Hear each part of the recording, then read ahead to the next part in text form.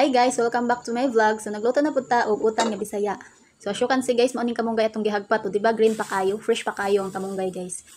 So maoning kamunggay nga ako ang gipakita ninyo no katong gisulod nako sa plastic. So pila na ni siya kaadlaw guys, pero makita jud nato nga green pa kayo, fresh pa kayo ang dahon niya guys. So dili jud siya masira no, basta matarong lang nato og preserve ang dahon sa kamunggay. So asin ra og magic sarap akong itimplaan ni guys. Tas gibutangan lang pud nako ni og tanglad para humot ato ang utan.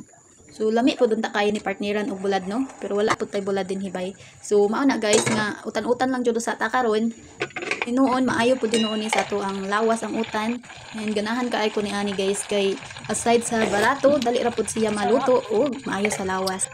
So sa mga hilig og utan din ha no, paki-comment down below. And by the way, daghan kayong salamat sa mga new subscriber nako, and sa mga wala pa naka-subscribe din ha, pa-subscribe na pud ko, and paki-like, comment, and share na pod ko guys. So, that's all guys. Daghan kayong salamat sa inyong pagtanaw. Bye-bye!